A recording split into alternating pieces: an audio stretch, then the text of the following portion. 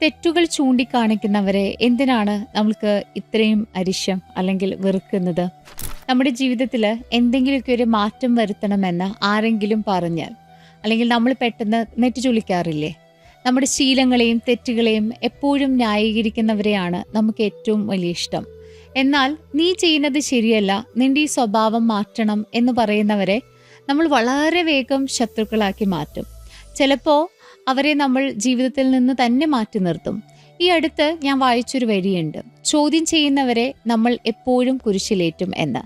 എപ്പോഴൊക്കെയോ ആരൊക്കെയോ നമ്മൾ ചോദ്യം ചെയ്തിട്ടുണ്ടോ, അവരെയൊക്കെ നമ്മൾ കുരിശിലേറ്റിയ സമയങ്ങളും ഉണ്ട്. എന്തുകൊണ്ടാണ് നമ്മൾ ഇങ്ങനെ പെരുമാറുന്നത്? ഒരു സൈക്കോളജിസ്റ്റ് എന്ന നിലയിൽ ഇതിനെ ഈഗോ ഡിഫെൻസ് അല്ലെങ്കിൽ കോഗ്നിറ്റീവ് ഡിസണൻസ് എന്നാണ് എനിക്ക് പറയാൻ തോന്നുക.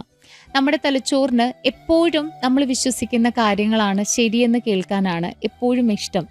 ആരെങ്കിലും വന്ന് നമ്മുടെയൊക്കെ ഒരു സേഫ്റ്റി തകർക്കാനായിട്ട് ശ്രമിച്ചാൽ നമ്മുടെ ഈഗോ പെട്ടെന്ന് അതിനോട് റെസ്പോണ്ട് ചെയ്യാൻ തുടങ്ങും, പ്രതിരോധിക്കാൻ തുടങ്ങും.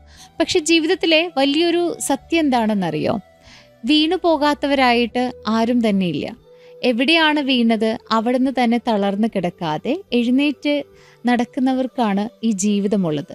നമ്മുടെ തെറ്റുകൾ മനസ്സിലാക്കി, നമ്മുടെ കുറവുകൾ മനസ്സിലാക്കി അത് തിരുത്താൻ നമ്മൾ തയ്യാറാകുന്ന ആ നിമിഷങ്ങളുണ്ടല്ലോ, അതാണ് യഥാർത്ഥത്തിലുള്ള ഒരു ഉയർത്തെഴുന്നേൽപ്പ്. അതുകൊണ്ടിട്ട് ഇനി ആരെങ്കിലും നമ്മുടെയൊക്കെ തെറ്റുകൾ ചൂണ്ടിക്കാണിക്കുമ്പോൾ അവരെ ശത്രുക്കളായിട്ട് കണക്കാക്കാതെ, ഒരുപക്ഷെ അവരുടെ വാക്കുകളാകാം നാളെ നമ്മളുടെ ജീവിതത്തിലേക്ക് വലിയൊരു വെളിച്ചം കൊണ്ടുവരുന്നത് എന്ന് സ്വയം ചിന്തിച്ച് മുന്നോട്ട് പോവാനായിട്ട് ശ്രമിക്കാം.